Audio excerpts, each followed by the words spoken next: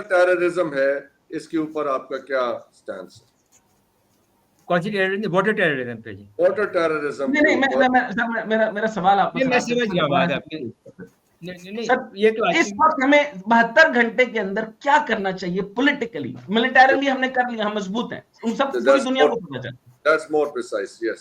I think देखिए अभी जैसे मैंने आई थिंक अपने आर्टिकल में भी ये बात की है कि ये जो वॉर ऑन वाटर जो है, this is now the new normal which is going to come into the world, specially between India and Pakistan. और मैं इसको जो दोनों बातें आपने की हैं, section 35A article 370 of the Indian constitution और Indus water treaty and this war on waters, मैं इसको अलग अलग से नहीं देखना चाहता। मैं चाहता हूं कि इसको हम ओवरऑल कश्मीर का जो ओवरऑल जो एक इशू है उसका हिस्सा बनाएं, उसका हिस्सा बनाएं, और जब कश्मीर का इशू रिजॉल्व हो तो उसके बाद ये खुद ब खुद रिजॉल्व हो जाएंगे। और अच्छा, अगर ये एस्केलेशन वहां से हुई है, अब हमें कितना टाइमलाइन कितना देना है? 72 घंटे देना है, 10 दिन कितना देना चाहिए? मैं ये पूछना चाहता हूं। डॉक्टर साहब इजाजत दें तो मैं भी इसमें जवाब देना चाहूंगा। प्लीज। रजा साहब has been waiting for a long time. जी, पहले मैं आपका क्विकली आपके सवाल का थोड़ा सा पोस्ट वॉर एनालिसिस की बात आप मोरली कर रहे हैं, कब हमें अगले 72 घंटे में सीज फायर के बाद क्या करना चाहिए। मैं समझता हूँ स्ट्रेटेजिक लेवल पे हमें, और ऑपरेशनल लेवल, और फिर बाकी इकोनॉमिकल टैक्टिकल जो भी है लेवल, लेकिन जो स्ट्रेटेजिक लेवल पे कोर इशू है कश्मीर, इंपॉर्टेंट ये है कि इस वक्त हम बात ये करें कि Kashmir issue has to be resolved.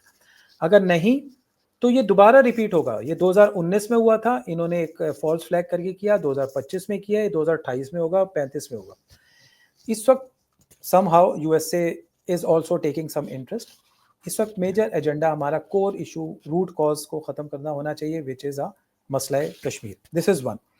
Number two, जो इंडिया की इस वक्त हुकूमत की अपनी है और अवाम की एक अपनी राय डिफरेंट थोड़ी सी बन रही है, इसको हमें अप्राइज करना चाहिए। आपको डॉक्टर साहब याद होगा, हमारे डॉक्टर चौहान जो है कैस में, उन्होंने कॉस्ट ऑफ वॉर पे एक स्टडी की है रिसेंटली कि कॉस्ट ऑफ वॉर कितनी पड़ी है मोदी को, और मैं अगर उसको थोड़ा सा रिपीट कर दूं तो इन 5 डेज में $30 बिलियन का नुकसान इंडिया को हो चुका है, जिसमें उसको एविएशन में ही सिर्फ अगर हम बात कर लें 5 जहाज़ों की तो $1 बिलियन तो इसी में हो गए थे। जो उसकी स्टॉक मार्केट बॉम्बे की गिरी, जो 1.6% गिरी, 1.78 ट्रिलियन की मार्केट है, 28 बिलियन उस दिन लॉस हुआ है। और ये फ्राइडे तक की फिगर्स हैं, जब हमने अटैक किया तो वो फिगर्स इसमें शामिल नहीं है।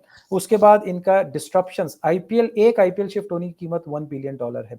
इसके बाद एयरलाइंस डिस्ट्रप्शन, ये सारा 30 बिलियन है। और एक्सपेक्टेड था अगर ये सीज फायर ना होता तो ये आज मंडे को स्टॉक मार्केट ड्रॉप होके $80 बिलियन लॉस होना था। हमें ये चाहिए कि ये चीजें बताएं ताकि अवाम हुकूमत से, बीजेपी से सवाल करे, कांग्रेस उससे सवाल करे कि भाई तुम्हें इसका क्या फायदा हुआ, हमें इस जंग का क्या फायदा हुआ। यही अगर $30 बिलियन उनकी एजुकेशन पे, हेल्थ पे लगते तो कितना उनके अवाम को फायदा होता। तो ये एक realization to the nation of the India कि उनको भी ये जो बार बार एक हिंदुत्व गवर्नमेंट फॉल्स फ्लैग करके हम पे अटैक करती है, मुसल्लत होती है, इसका कोई फायदा नहीं है। Issue, root cause has to be resolve. ये तो हो गया एक। आप रजा साहब मुझे ये बताइए, इसको डिप्लोमेटिकली हल करना चाह रहे हैं, यानी डिप्लोमेटिकली पॉलिटिकल हल, जो कि मोदी, ये सारी मोदी की सारी गुफ्तगू सुनने के बाद भी, और उसकी जो एजिटेशन के बाद भी, और जो उसने कहकर नहीं माना वो भी, और उसने हमारे से पूछे बगैर अपनी सरहद से फायर किए वो भी, और उसके आगे वो क्या करने वाला वो भी, इस सब के बावजूद आप समझते हैं कि ये पॉलिटिकल इसका यानी हल निकल आएगा? जी डॉक्टर साहब, मैं इसलिए कह रहा हूँ कि हिस्ट्री ये कह रही है कि अगर इसका पॉलिटिकल सोल्यूशन नहीं निकलेगा तो पुलवामा भी रिपीट होगा और पहलगाम भी रिपीट होगा। ये फॉल्स फ्लैग ऑपरेशन करके बार बार हम पे जंग मुसल्लत करेंगे। क्वेश्चन है रजा साहब, if you like to answer that, वो ये कि अभी जो इनकी एयरफोर्स को नुकसान तो जो पहुंचा सो पहुंचा। अब जो ये टाइम बाय कर रहे हैं, जैसे ब्रिगेडियर साहब ने एक्सप्लेन किया, जो टाइम बाय कर रहे हैं, इसमें ये आप क्या एंटिसिपेट करते हैं कि ये अब अगर if they want to go for an offensive again against Pakistan, तो हमने तो ये सुना है कि इन्होंने ग्राउंड कर दिया अपनी एयरफोर्स को, और ये इंडियन एनालिस्ट कह रहे हैं, हम नहीं कह रहे कि इन्होंने ग्राउंड किया हुआ है। सो अब इनके पास क्या ऑप्शंस हैं पाकिस्तान के खिलाफ ऑफेंसिव पे जाने के लिए?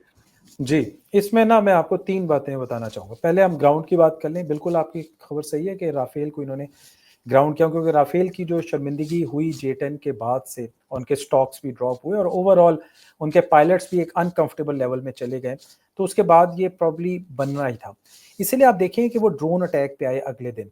उसकी ड्रोन अटैक पे आने की वजह ही यही थी कि अब Indian air force was not willing actually to again come and have a combat, क्योंकि उन्हें पता चल गया था 5 गिरे तो 5 और भी गिर सकते हैं। और ये जो राफेल और J10 की लड़ाई है ना, इसको आप टैक्टिकल से थोड़ा स्ट्रेटेजिक हम लेवल पे ले जाते हैं। ब्रिगेडियर साहब ने भी इसको डिस्कस किया। ये दो जहाज़ों की लड़ाई नहीं है एक्चुअली, ये दो मुल्कों की लड़ाई नहीं है, दो कॉन्टिनेंट्स की लड़ाई है। Aviation industries of 2 continents. देखें, राफेल और J10 दोनों एक ही कैटेगरी के जहाज हैं, हम कह लेते हैं दोनों इक्वल जहाज हैं। फर्क सिर्फ था पायलट का, यहाँ पायलट पाकिस्तानी था, उसने एज लिया। इसके बाद ये जंग है दो एविएशन इंडस्ट्रीज की, चाइना की और फ्रांस की। चाइना एविएशन इंडस्ट्री अरसे से अटेम्प्ट कर रही थी किस तरह हम अपनी सुपरमेसी करें, उनको यूरोप नहीं आने दे रहा था। यूरोप में यूरोप फाइटर, राफेल्स, उधर F-35, F-16, ये कभी चाइना एविएशन इंडस्ट्री को उठने ही नहीं दे रहे थे। मैंने पिछले 25-30 साल में चाइना एविएशन इंडस्ट्री को अपनी आंखों से देखा है। 5-6 साल मैं चंगदू में सर्व कर चुका हूँ, जहाँ ये J10 बनता है और जहाँ F-17 बनता है। चाइना ने बहुत मेहनत की है इस जगह पहुंचने के लिए, और आज उसको ये PF ने या पाकिस्तान ने एक मौका दे दिया कि उसकी प्रोडक्ट जो है ना, अभी हम जो बात कर रहे थे डॉक्टर साहब भी, कि मार्केट में एकदम जूम कर गई और उसके स्टॉक 17% तो पहले दिन ही राइज हो गए थे। दो मुल्कों से ऊपर आए विश इंडस्ट्री से, तो ये दो मुल्कों की टेक्नोलॉजीज की जंग थी, या दो कॉन्टिनेंट्स की, या मुल्कों के कह लें पहले, China and Europe and America की, वेस्ट और चाइना की।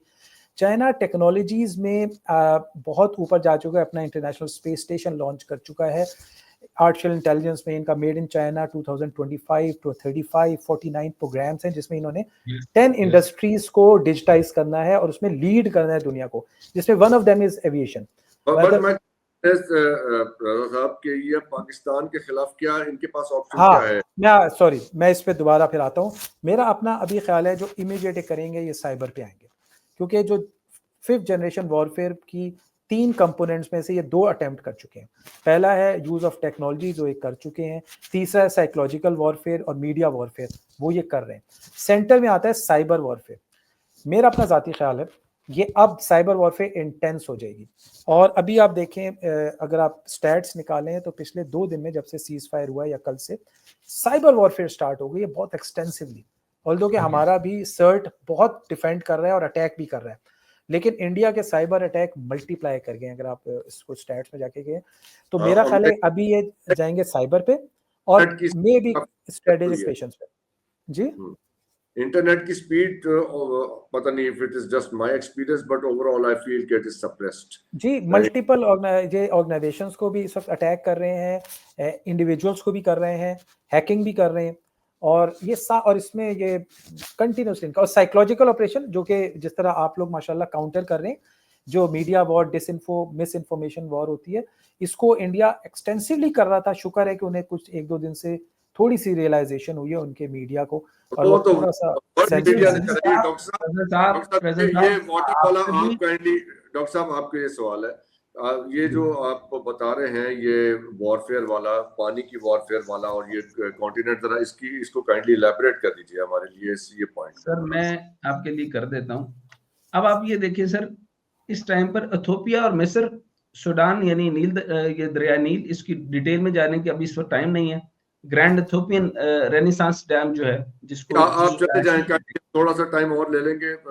अच्छा, हमारा तुर्की में मसला चल रहा है। अच्छा, ये मसले को समझ रहे कि अप रिवर और डाउन रिवर, बुलंदी पर वाक़या जो ममालिक हैं और नीचे वाक़या जो ममालिक हैं, ये इन सब का मसला चल रहा है। मैं जो आपके सामने हल पेश करने लगा हूं, मैं ये कहना चाहता हूं कि अब अमेरिका की तरफ देखना बंद कर दें, उसके IMF को देखना बंद कर दें, अब जो है वो वर्ल्ड बैंक को देखना बंद कर दें। अब आपने अपना हल निकालना है। UN में म्यांमार को भी नहीं हक मिला था, ना किसी मजलूम मुसलमान मुल्क को मिलता है, ना किसी मजलूम को मिलता है। मुसलमान छोड़ दे, इंसान को हक नहीं मिला कभी अमेरिका से। चुनाचे अब आपने करना क्या है, कौन इसकी आर्बिट्रेशन करेगा? और चाइना का ये तरीकाकार नहीं है कि वो डायरेक्ट किसी का भी वाले साहब बनने की कोशिश करता है, ये उसका तरीका नहीं है इंपीरियलिज्म का।